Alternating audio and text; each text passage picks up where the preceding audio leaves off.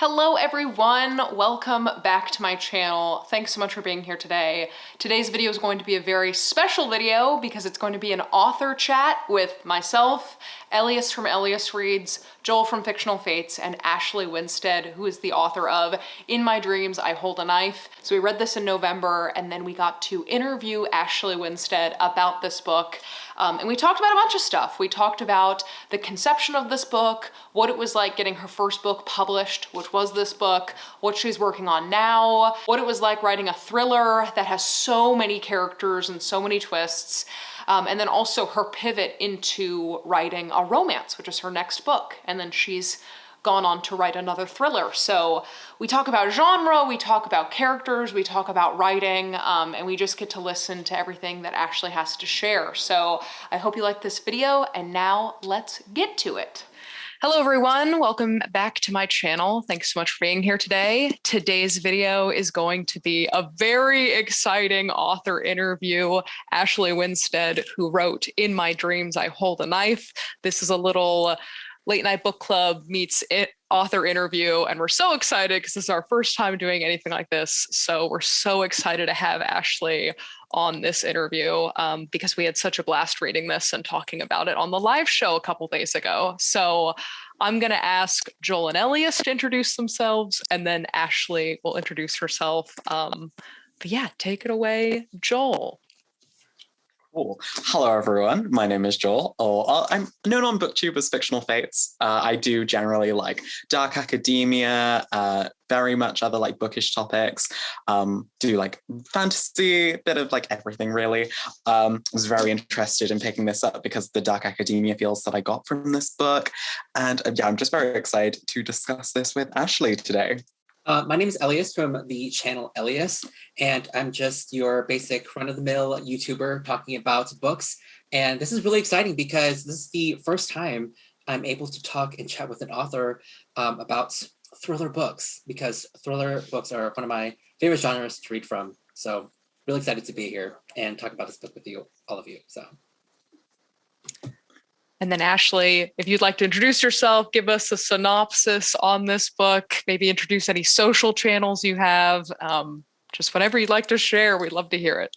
Yay. Hi, everyone. I am Ashley Winstead, the author of In My Dreams, I Hold a Knife, which I sadly do not have a copy of next to me, which is like an author sin. Oh my gosh. Yes, but it's there, and I love the cover, so it's very beautiful. And I am thrilled to be here with you guys and very honored. So my quick and dirty synopsis of In My Dreams is, so it's a dark academic thriller, which I'm excited to talk more about, dark academia. And it follows 6 friends who at the present timeline, it's a dual timeline, and in the present timeline, they're in their early 30s. And this group of 6 friends are going back for their 10-year college reunion at their alma mater in North Carolina. The thing about this group of friends is that in college, they were the group. So they were infamous. They were the East House 7 is what they were called. And at first they were infamous for very positive reasons. But towards the end of college, it was for a very tragic one. And that is that their senior year, one of the people in their friend group, a girl named Heather Shelby, definitely the golden girl of the group, was found brutally murdered. And another person in their friend group was accused but never convicted of the crime. So the crime in the present timeline remains unsolved. So it's a cold case, but it's been a decade. So this group of friends have all grieved and moved on. They're coming back for this 10-year reunion with an assortment of agendas and hopes for the weekend. Nostalgia, this is the place where some of their most important friendships, romantic relationships were all formed. So it's a really important, intense weekend. But I think it's fair to say that no one's agenda is as ambitious as our main character, Jessica Miller, who is determined to have a triumphant weekend.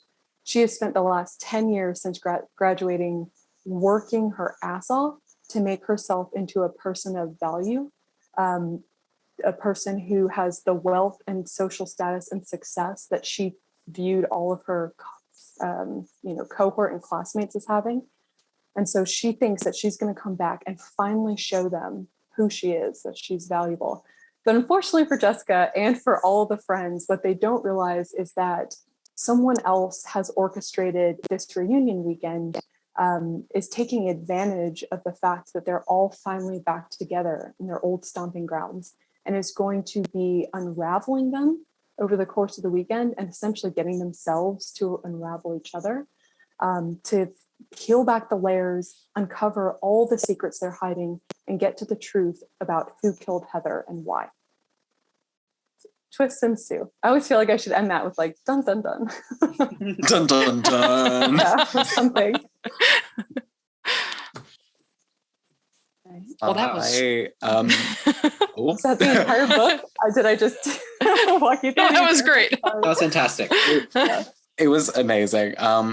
I think my main question, and I think it's the main question like everyone kind of wondered about the book in general. I think everyone's first reaction is, why is knife in the title? Although it wasn't particularly the murder weapon that was used. Yeah. So that is my number one question. So I'm very not surprised to hear about it. And so the title came before the cover, but obviously the story, there was a murder weapon, which was a pair of scissors, which you see literalized on the cover. But the title is meant to be metaphorical, like the knife is a kind of sword of Damocles that is hanging over Jessica's head. So it is this kind of metaphoric representation of both Jessica's guilt and her threat. So the knife is like a thing that appears throughout the book very subtly, but always in descriptors around Jessica, like she has feelings and emotions that stab her in the gut, her heels, knife into the grass. It's just a kind of invisible presence that to me symbolize, this question that you always have with Jessica as an unreliable narrator in this thriller, which is, what exactly is she capable of? How sharp is her jealousy? What kind of weapon is she holding? Is it a scissor or a knife? But I will say I was like all in love with my metaphorical title. And then the cover literalized the scissors on it. And I loved the cover, but against the knife, I was like, is this confuse anyone? And my publishing team was like, no, people totally get literary metaphors and in titles. And I'm just like, never again. I just have confused so many people. And I need to like pin it in my social channels, just the answer to that question, so people can go find it quickly. But yeah, it's meant to be a metaphor, but yeah. I think it's a great metaphor. And I also think that it doesn't quite roll off the tongue in my dreams I hold a pair of scissors. It's not, it's not quite as poetic. So I love the title. Appeared to me as an option.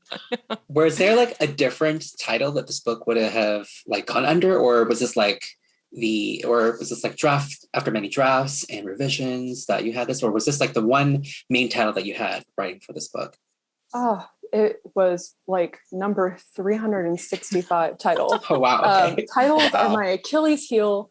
I don't know why, but they're so hard. And so I sold this book as East House 7, which was the original title. I was trying to do like a Leanne Moriarty thing, like Monterey 5 sort of situation. And I sold it and my editor was, oh, good, love it, great. However, before we, announce, I would like a different title. So if you could just start sending me options, like go for it, just email me as they come.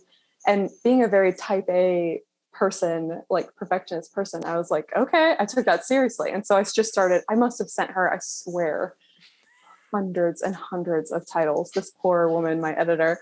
And so, but to my frustration, she was just like roundly rejecting all of them. And so I had this moment where I was like, and in frustration, I read through my manuscript and remembered what I had been trying to do with this sort of invisible presence in Jessica. And it kind of just came to me. And so I sent it to my editor, and of all the ones, she was like, yep, that's the one. So that is the one. I agree. Yep. Do you have any other titles that were like favorites of yours, or that you like kind of threw out and you're like, this isn't going to be the winner, but I'm going to try it? I still have a Word doc full of all of the titles I was collecting. I don't remember any of them off the top of my head, but at some point I should release them just for humor's sake, because you can see my frustration starting with like very normal titles and like okay titles into just descending into absurdity, just like trying to get somewhere. My editor would just say yes. I should like pick and choose the most hilariously awful ones. You could be like, tag yourself which one you are. Yeah, exactly. Oh my gosh, that's so good. That's so good. Yeah. But I've had that similar title experience with all of my books so far, the books since In My Dreams. So Yeah. Just bad at titles. Well, the next question, speaking of first book, first thriller, the question I'd love to know is, how did you approach writing this book, especially a book with so many characters, so many outcomes? I really do picture the like all the photos on the wall with like red string, like all mapped out to figure out who's going where. And so, I mean, I think that the three of us who have read thrillers and loved them, I know for myself, I'd love to write one, but I it's so intimidating to me to be just like, how do I make this convincing? How do I? Yeah, exactly. So how did you approach this? And did you have the killer in mind right away, or did you find your way to the killer? Yeah, I love that question. So, and it was a total red string on my wall sort of situation. I actually wrote a 42-page outline. Like I went through and wrote, before I started drafting, I wrote, every scene in meticulous detail, color coded all of my different plot lines so that I could see like a rainbow of color weaving together to make sure I was hitting all my different plot points and tying things up well. But I knew from the very beginning who the killer was, and not only that, but how the book was going to end. So I was always driving toward that. And I think that made it a little bit interesting, because I also knew that what I wanted to do was a very kind of old school whodunit style. You're going to turn to every person and suspect every person. And so the fun of being able to do that was like, okay, well, how do we get readers there, throughout every section?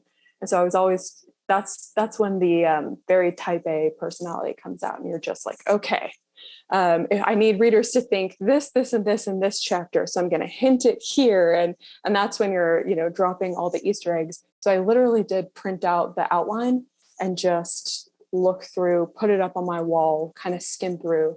But I will say just in layers is if you're going to tackle a thriller, which is very exciting, getting that first kind of main mystery of the mystery of who killed Heather, and then just braiding in all the other kind of subplots on there is how I approached it.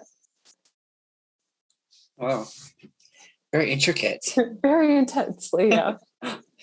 What was the sort of like the thought process and the inspiration that birthed forth this idea of the novel overall? This is a very question where I always overshare, but it's just being honest. So it's fun. I call this book my failure book because the first seeds of it came to me when I was in a very, very dark place, actually having like a dark night of the soul, where I was grappling with at the time, this was in February 2019. At the time, I thought it was the end of my attempt at a writing career, which I'd been trying to get off the ground for over a decade, since I was 22. Just rejection after rejection. I won't go into that story. But I had actually had a glimmer of hope. I had gotten into Pitch Wars, which is this mentoring program for unagented writers. And I was so excited to be there. And I thought, after basically almost a decade at that point, I was finally so close. It felt like a golden ticket. And then in the agent showcase portion of Pitch Wars, which is when you gut your manuscript with mentors, then at the end, you're putting it up on the website and agents are flocking to you. So it reverses the power dynamic, which very cool. So many people, skyrocket in their careers after the showcase. And I bombed so epically.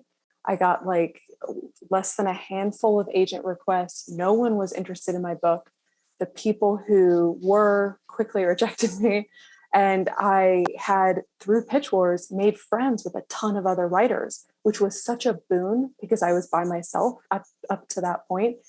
But all of a sudden it turned into one of the more like devastating experiences I've had, because they were all soaring at the same time that I was sinking. And I remember this one night, I thought to myself, oh my God, Ashley Winstead, you are so disgustingly jealous of all these lovely, talented people who you're friends with and genuinely do want nice things for. And you can't tell anyone because jealousy is like shameful. You can't talk about this, or like your humiliation that once again you failed.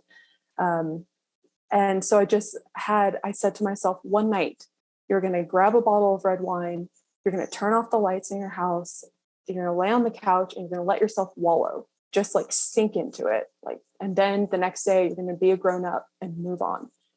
And so during that long night, I started thinking to myself, I wonder what it would look like if I was a person, or there was a person who didn't tell themselves they have to pick themselves up and move on and swallow it, but actually like kept leaning into the darkness and would really do anything to avoid rejection or failure, or just simply would not abide the world saying to them, this person you think you are, that's not who you are.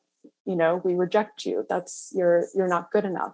Who would just do anything, wait as long as it took to kind of reshape the world to her desires. And so that's when Jessica popped into my head. I saw her very vividly and kind of unfolded from there, honestly, like very rapidly. I wrote the book super quickly, more quickly than I've written any other book since. It poured out of me in like, it felt like a confession, like a 4-month-long confession that I was, I was writing in my off hours while working a full-time job. So I was doing it as many like weekend hours and night hours as I could. And I couldn't ever wait to get back to cracking that laptop open and just pouring all of this out. So it was an intense writing experience, but really lovely in the end.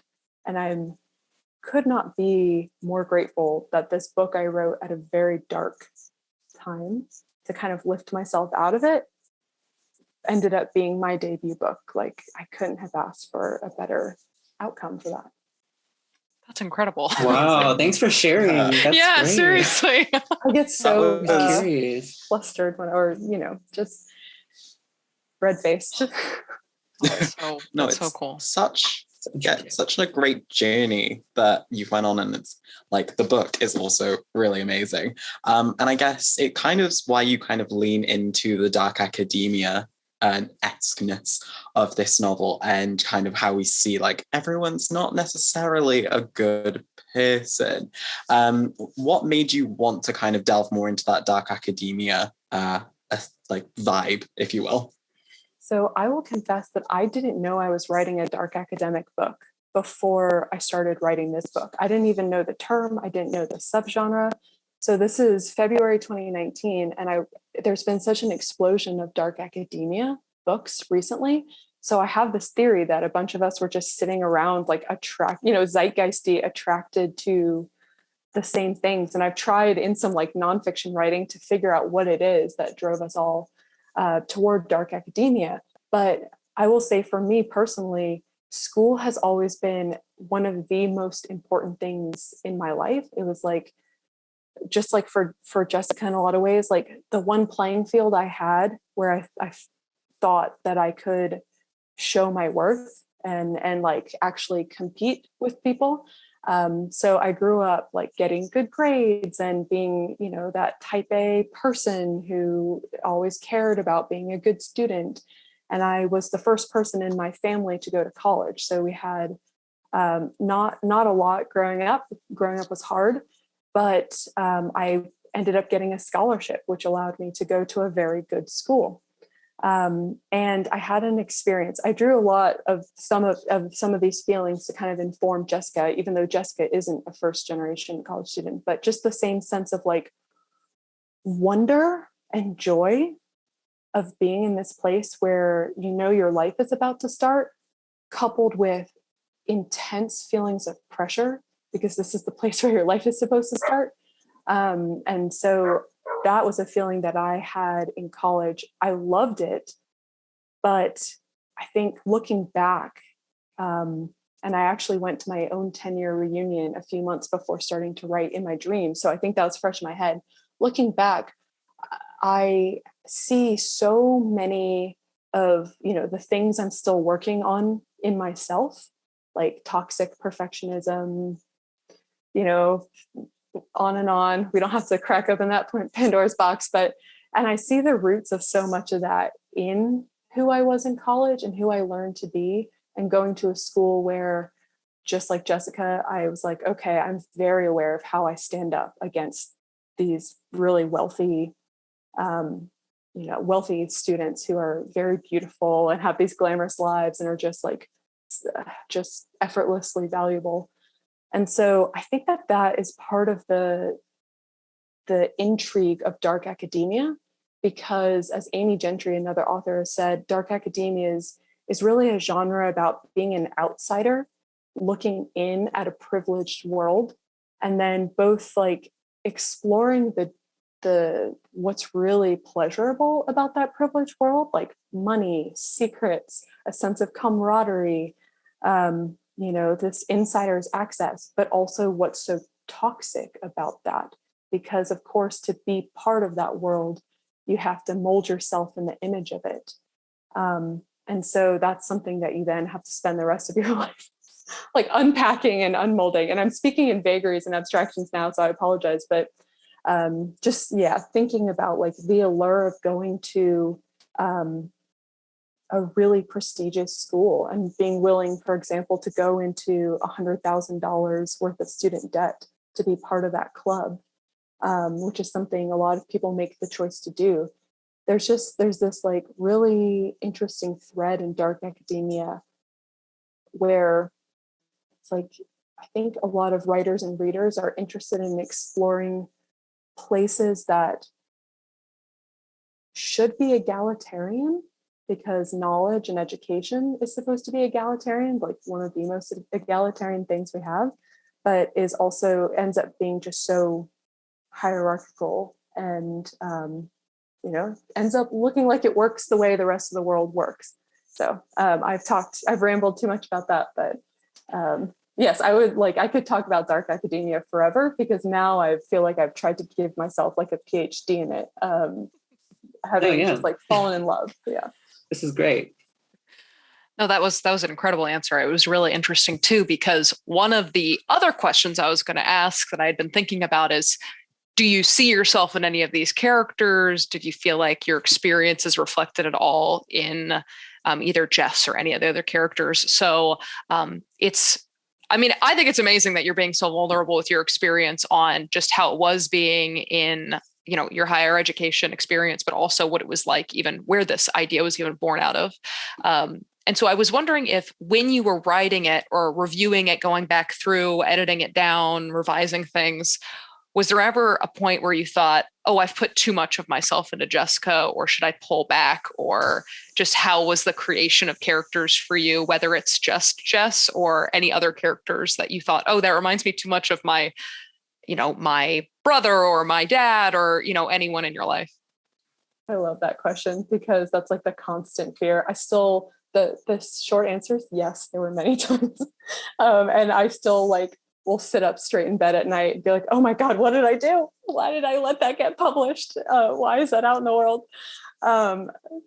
Take it back. But yes, I would say that, there's a lot of me in Jessica, of course, because I feel like if you're going to write a character where you are just like ripping a person's head open and showing everyone not just their pleasant selves, but their worst, every dark corner of their mind, you have to be able to access that from somewhere. So that's a lot of me. But I would say further than that, I would say every character has a piece of me in them, and I relate to every character. And so I feel very I have a lot of like love and empathy for this group of really terrible people, because I just like they're all complicated, and I put tiny slivers of myself in all of them, even the ones who did really terrible things. Because I think one of my favorite experiences as a reader is to encounter characters who are so terrible, and so complicated, and say, I know you, like you are having an experience that I've had. And even though I would never take those thoughts and make the choices that you made with them, like I can relate to that. And that was my highest goal with Dreams, because it was so much, about the characters. And as you said, it's a huge ensemble cast. So one of the big challenges for me was making these characters feel real, relatable, even when you're disgusted with them, to kind of just at least know where they were coming from. And so before I even got to my very red string 42-page outline, I did character mapping, where I did an even larger Word document diving deep into all the characters and drawing pictures of what they all meant to each other and how they pushed and pulled at each other. So that was also fun. That's incredible. And I think what was so fun about the live show is that I think the first thing that I said was, it's so cool to like have a character that's so unlikable or so untrustworthy. And then both Joel and Elias were like, energy. Our girl Jessica. Yeah. Everyone. And I think that was the thing, is I was almost uncomfortable in the reading experience of like, wait, other people feel like this sometimes? Like, it was really cool seeing that, like the jealousy and the wanting to belong, but never feeling like you belong, and kind of towing the line of happiness and envy and anger and sadness. I thought it was really interesting. And so when I was reading it the first time, I was like, I am uncomfortable because my experience feels mirrored, and it was just scary. So anyway. Well, that's very comforting to me. So I appreciate you saying that. Because I was like, oh man, this is white hot discomfort writing this, like white hot. And I feel like that's where I got to be as a writer. Mm-hmm. Otherwise, I don't know. I wish I had a different ethos. That's very comforting to me, because I'm like, if I'm out here on this limb all alone, I guess, Yeah, definitely not alone. I was like rooting for Jessica the entire time. So I was just like, I love what you're doing. You go. Literally. But speaking of transitions and challenges, I just wanted to know, like, what is it like sort of transitioning over into writing a new genre? Because you this was your first book, In My Dreams I Hold a Knife, thriller. What's the process now like, going into a completely new direction, new story, new characters? What's that process like, the idea behind that? So I have written a new genre of book every new book I've written. Okay. Which I don't know if I would recommend it, but it's definitely like early career writer. Well, like I said, I've been trying to do this for a long time, but in terms of actually getting books out into the world, early career. And I don't know, I love it. You're learning a whole new set of rules every time, and that part's frustrating. And I feel like I have broken rules, so in ways that isn't like the exciting author, like, oh, really testing the bounds of the genre, but it's like, oh no, people just don't like it when you do that in this. So for example, my upcoming romance, my main character is not a sweet girl that you might be rooting for to find love. And she's like a very messy woman who is struggling with like grief, and she realizes through the book like some addiction issues, and it's a little bit gritty. And so I keep just writing the stories that I want to tell myself and the worlds I want to live in, like the things that feel urgent at the moment, and then going back and being like, well, I guess this is a romance, or I guess this is a thriller, because when I know this is so chaotic of a process, but I started with Pitch Wars with a contemporary YA fantasy. And so that will never see the light of day, probably. But that was attempt number one. And the story within my dreams just had to be a thriller. Like I knew that once I started writing it. And each new book has been something different. So what has the transitions been like? A little whiplashy, I guess. But I don't know. I feel like I have so many stories and voices and people that I want to inhabit that I, to my agent's chagrin, won't stop doing it this way. Probably just keep at it. Because that's really who I follow, is like, what character has popped up into my mind and who can I see vividly doing things and who won't leave me alone, basically. Did I answer your question? Yeah, you did. That's okay, good. That's so interesting and just wow, all that journey to go through. But are there like any I know this is like maybe too far ahead, but are there any other mysteries, thrillers that you have in your head right now that you kind of want to tell? That we'll get to see? So many. I think that may be the one silver lining of trying to be a writer for so long, is that I've stored up a lot of stories and ideas, and now it's kind of coming out breakneck speed. But I have actually a second thriller coming out next year as well. So next year is a very exciting year for me because I have this romance debut in April called Fool Me Once, and my second thriller called The Last Housewife coming out in August. And The Last Housewife is, I don't know if anyone will want to do like book club meetings with this book because it's so dark and intense, and I don't know where I was coming from with it, but I got really into researching cults this past year at home in the pandemic. And so I got really into like reading about Nexium and the Sarah Lawrence sex cult in particular.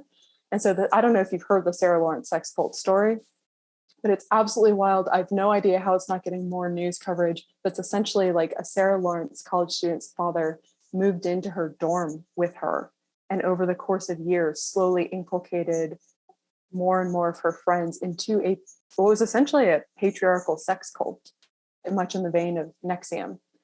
So I started just really becoming fascinated by how do you go from just living your life, as a quote unquote normal, I don't like that word normal, but just how do you go from living your life to finding yourself in a position where you are submitting your will and you're like over to another person, especially a person who is making you do like kind of egregiously terrible things.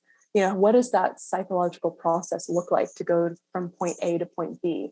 So I became fascinated by that, and that's the subject of The Last Housewife. It's essentially a cult revenge thriller about a woman who found herself in that situation in college, managed to yank herself out. She's like one of the only people who was able to, and then finds herself getting sucked back in when someone she loves is in trouble. So. Oh my gosh, that sounds so good. I am very Literally. intrigued. Yeah. So Thank you. Gotta keep a lookout for that one then. I had my romance editor, I will say, at HarperCollins, she was like, so what do you think like unites all of these books? Like what's going on in there? I was like, well, I think I just love messy women and want messy, complicated women and just want to get in their heads and see them do like some terrible things in a few books and then, have really happy situations in other books. And she was like, oh, it's like you're two different people in there. And I was like, oh yeah, I definitely am. And I played it too straight, like I played it too stone-faced because her eyes just like slowly widened and she was like, okay, backing away. Yeah, exactly. I know. Oh, I stumbled into something, like figure out a way out fast. So just Wow, that's scaring exciting. people. I had a question. You're talking about your newer releases, this new romance, this new thriller, and just the pain of like trying to publish a book for 10 years. Do you think now that you have this amazing book out, which we all really enjoyed, but I had also gotten so many comments because there's been a few videos in the past few months where I've said, like, if you can give me your thriller recommendations, and I've gotten so many comments for this book, which was surprising to me only because it is so new. And so I was so excited to see that this book we were going to read in November was getting all this attention. Do you think that now that you've published one, you feel a little more confident stepping into your second one? Or is there doubt of like, oh, how is this going to hold up? Or do you think that there might have been more confidence because it was a different genre? What do you think? Because you're jumping genre and you're also second book. So it's exciting, but I'm sure there's nerves around it. Just how do you feel in general? I'm so nervous now, but I wrote both the romance and The Last Housewife before In My Dreams came out.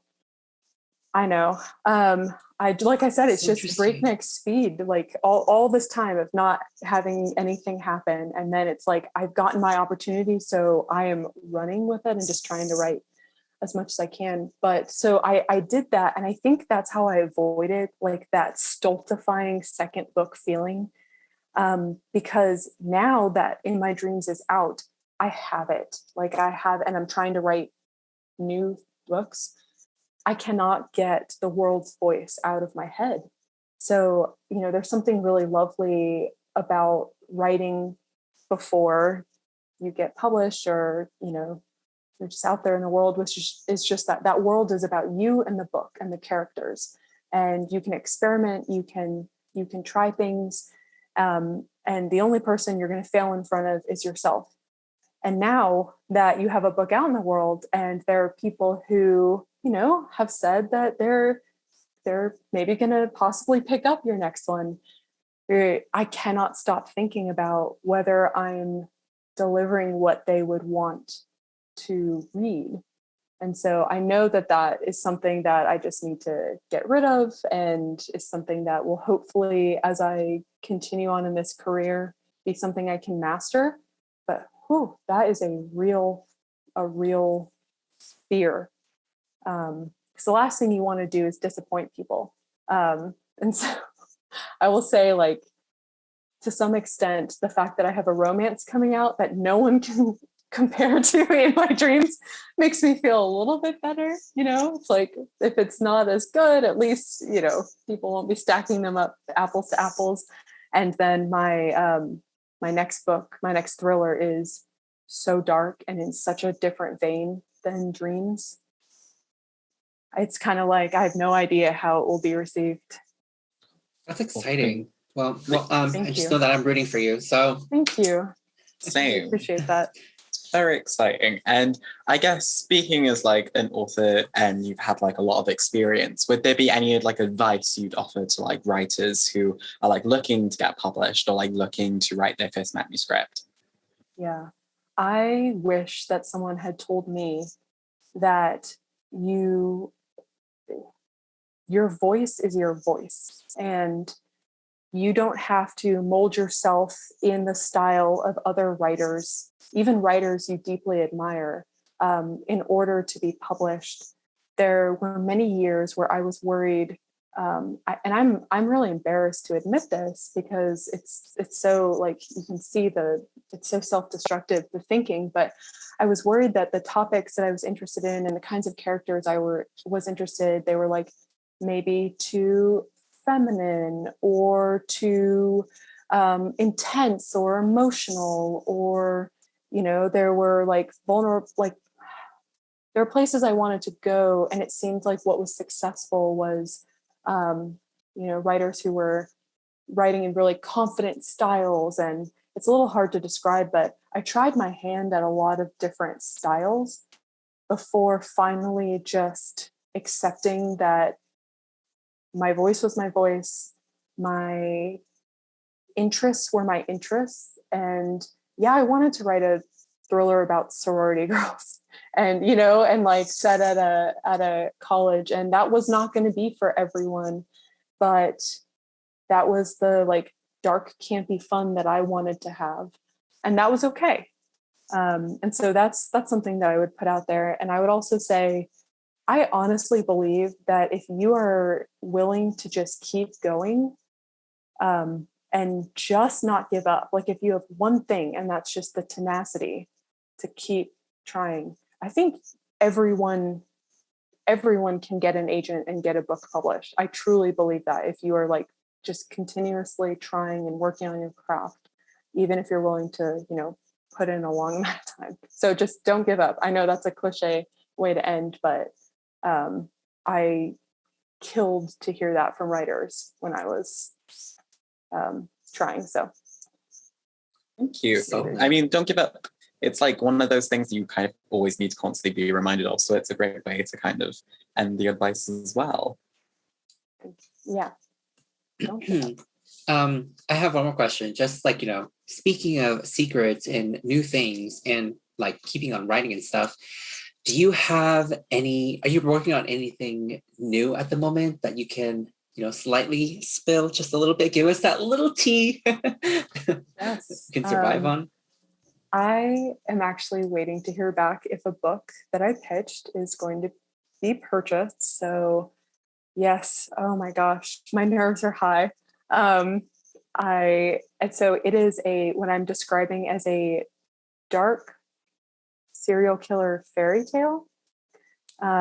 It's essentially set in Louisiana, which is right next door to me. I'm in Houston, and I have family who live in Louisiana. It's always like really fascinated me, the swamps, especially in a lot of the rural parts of Louisiana, because it's already so fantastical, I think, just on its own. And so I've set the book there, and I was really fascinated by, okay, this is going to sound so weird, but by Twilight. And Twilight was a like formative book for a lot of young women my age and older and younger. And it's also one of the most criticized and torn apart books. A book that's like shorthand for, girls just like this soapy romantic stuff. And so it's kind of like a shorthand way to denigrate young women. And I remember I've been guilty of that too, honestly. Like this is a kind of like self-critique. But I remember that I had a friend in graduate school who used to teach younger kids, 5th and 6th grade. And she said, you know what, Ashley, people can say what they want about Twilight, but it's the one book that got all my students to start reading. And so I will always look at it very gratefully. And so I've thought a lot about the way that we punish young women for what they like, and their natural emotions. And so this book is at its core about a young woman who has been punished socially and within the confines of her like religion in this small town in Louisiana, who breaks bad finally in like some really aggressive ways. And so I with a really bad boy. So it's like I'm calling it's both like a recuperation, a defense of Twilight, but also like an adult bloody version that kind of plays with genre a little bit. That's exciting. Oh my gosh. We'll see if it gets for sharing. Fingers crossed. Yeah. That sounds really good. Well, I might come back to you and just be like, well, that didn't go anywhere. So. No, it's sure going to be great. That sounds so incredible. exciting. Yeah. Literally. That is incredible. I had one more question, and it was just because you know when you're giving this advice about publishing a book and the process and the time that it took, but also that this was your first book that was born out of this like very emotionally charged kind of evening and time. I was wondering, from that time of February 2019, you said you were writing it. Yeah. So you're writing this book, you're like, okay, it's been 10 years. I hope this one works. How long until it had been published? Like, what was the route after that? So after that, I started writing it, not knowing if I would get an agent. And then actually a few months later, my last outstanding query for the YA fantasy, the agent got back to me and wanted to have a call and like became my agent. It had been months and months. And so literally the last one. And so it was this miraculous experience where, well, it felt miraculous, where it was like, oh my God, this actually happened. So I got an agent, and I was busy writing in my dreams and had this call with her. And she's like, great, so here's your edit letter for your YA fantasy, AKA the book that I had been working on for 2 years and just gutted and redid for this Pitch Wars. She was like, so here's your edit letter. And it was essentially like, gut this book again. And I looked at that edit letter and I was like, you know what? I could do that. Or I could just keep working on this other book real fast and then just like shoot it to her and see what she thinks. And so she ended up, I'm glad I did that, because she ended up telling me to shelve the fantasy. And that would have killed me if I hadn't sent her in my dreams. She got back to me within 2 days and said, I read it already and it needs a few tweaks. And then I want to go out on sub immediately to publishers. And it was the exact opposite experience that I'd had from anything else. And so I did her edits, we went out, and I think it was a matter of like 6 weeks before it sold, which in publishing time is like the blink of an eye. You don't even start, checking your email for 6 weeks. I'm just kidding. You check it every day, like every minute, but it was still fast. So that was a completely opposite. So I would say by November, I had the contract from February to November. That's incredible. I always think it's so interesting hearing like the other side of like the industry, because we're over here reading the readers, buying the books, reading it, but then there's so much more going on into like how the book is acquired and just the process of it all. Intense. It's intense. The process is so intense. Yeah, I bet. Yeah, it sounds like it too. Scary. We're just here reading the benefits. I know. I'm honestly fun, living our lives. I wish I could go back. To not knowing. Honestly, I love that. I just have one last question. I know I said this already, but no, bring in all the questions. I'm having the time of my life. You said you were talking about this YA fantasy. Are you able to talk about that at all? Because you mentioned it a couple of times. So I was just curious. I know curiosity also killed the cat, but I was just wanting to throw it out there and see. Well, so same. Very curious. At some point, I might just like throw this story out into the world. I don't know, because my agent told me, like, I guess I'll just be very transparent since that's apparently the theme, that she just didn't think it was unique enough to stand up in the market, which sucks to hear, but also is a thing that you need people to tell you when it's true. And I trust publishing professionals. So it is this boarding school contemporary. So it was another kind of dark academia, except fantasy, where this young, 16, 17-year-old protagonist, it has tracked the men that she believes, the man really that she believes is responsible for her mother's disappearance right after she was born, to this place in Nashville. I said it in Nashville because I knew Nashville well from college, to this place in Nashville, and his sons go to this fancy boarding school. So she gets herself accepted to this boarding school on scholarship and begins this campaign to investigate this very wealthy, powerful family trying to go through the sons. But of course, her investigation gets like wildly disrupted. She's trying to keep a low profile, but then she ends up at a like warehouse party tracking one of the sons, like the bad one, because there's two, like a very good, well-behaved son, and I know, and a very probably like the worst character I've ever written. So of course the one I'm most in love with in the second one. And anyway, so she's tracking him, and they get into this terrible shuttle accident on the way back from the party with other kids, and she actually unleashes this, what she calls her small magic, which is this ability to kind of I was trying to do like a particle physics thing where she can kind of see what matter is made of and access it on a different level. Anyway, she saves them from the bus accident, and in the process reveals herself to all of these people, and then it ensues from there.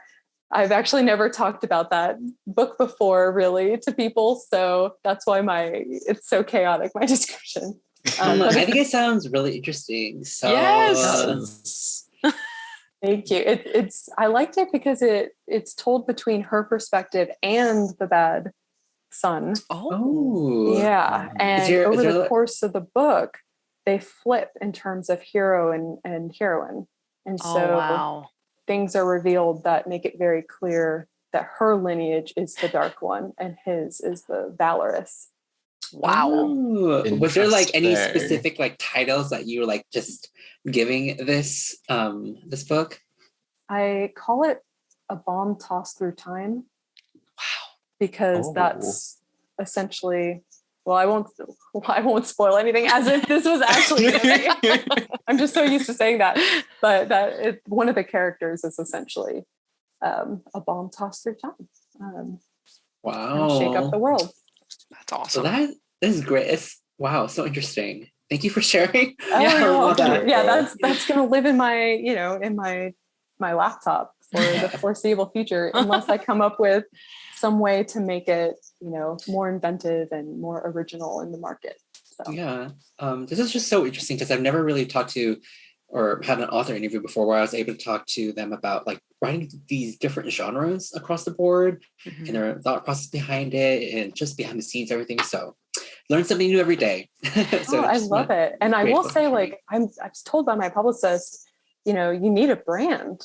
And I think the reason that a lot of authors write in the same genre a lot is not only because they're drawn to it and maybe it's their favorite and it's where their voice fits in terms of genre, but also because you're really pushed to stay in a lane, because that's the best way to cultivate a readership and to have readers really know, what they're getting into when they see like a book from the person. So that's the challenge of someone who skips around is like, brandless or whatever it is. But messy women, that's what we're going with. That's what we love to see. Well, I think that might be all the questions we have, unless either of you, Joel, Elias. Answer them all. I'm good. Okay. Wonderful. Thank you all so much. Yes, it was so fun talking to you. Thanks so much for being a part of our first author interview. This was awesome. So honored. I cannot tell you. Interview ever. So I was a little nervous. I've been in like the other side of the industry, like reading for a while. I think this is my first time talking to an actual author that I can remember. So that's awesome. Well, this is a joy to me. Like I had the best time, such a blast with you guys. Thank you so much. Thank you. Thank you for answering all of our questions. All of them. Anything you want to ask. Well, thanks so much, everyone, for tuning in to this, I guess, late night book club extended edition with this amazing author interview. Early morning chat show. Yes. A little special extra segment for the holiday season. Yes. I love it. So thanks so much for being here. Thanks for answering all the questions. You can all go buy In My Dreams I Hold the Knife, and the three of us highly recommend it. We had such a blast reading it and such a blast discussing it. So thank you so much, Ashley. We're so excited to read your next books, especially that romance. I am so excited for it. So thanks so much for being here. Bye, everyone. Thank you so much. Bye. It's so much fun. Bye, everyone.